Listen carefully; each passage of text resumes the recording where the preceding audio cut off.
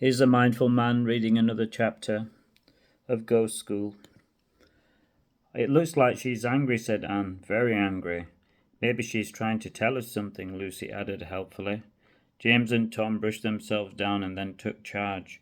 Let's go, said Tom, or people will get suspicious. They carried on jogging as before, but this time more on their guard.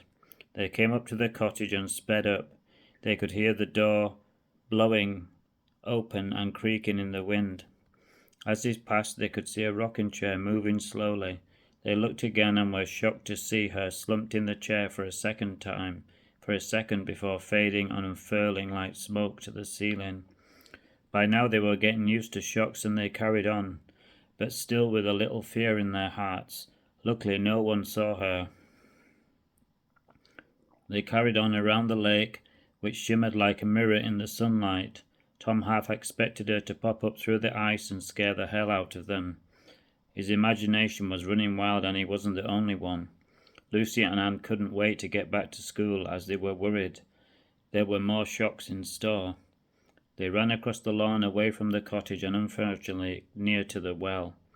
James and Tom looked down only to see leaves swirling around the entrance of the well. The girls heard a faint moaning noise, a twisting in the wind. It sounded like a human voice, but they were far too frightened to hang around for a closer listen. Finally the race ended and they reported back to the instructor, who was looking pleased with himself. Luckily no one else had seen what was going on and they were determined to keep things to themselves until they knew what to do.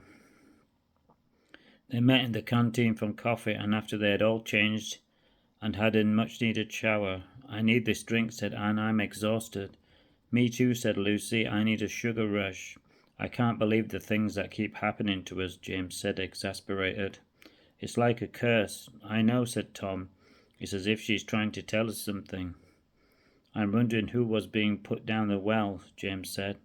Why does no one know anyone is missing? Maybe they don't care, said Tom.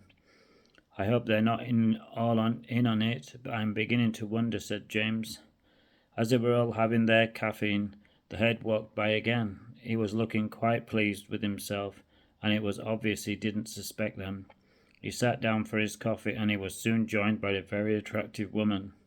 She was wearing a black business suit. She was slim with long blonde hair. She was very glamorous and looked like a news anchor. They all tried not to stare, but it was difficult. She's his secretary, said Anne. Typical, he does away with one female admirer only to get another. How do you know she admires him? Lucy said weakly. Just look how she's looking into his eyes, Anne whispered. Every time he spoke she was laughing and throwing her head back. She looked besotted. There was something about him which drew women to him like a magnet or a moth to a flame. I hope she's not in danger, said Lucy. Well, with Hit's track record she probably is, said Anne fearfully. The boys took it all in nonchalantly as they were too tired to comment, but were used to the mystery of female attraction. They stood up and set off together, holding hands and looking for all to see like a perfect couple, except the one that had committed murder, and probably two. And maybe well on the head was on his way to being a serial killer. We have to warn her, Anne almost shouted. She could be in danger. Maybe she's his accomplice. Lucy added not very helpfully, I doubt that, said Anne. She looked so nice.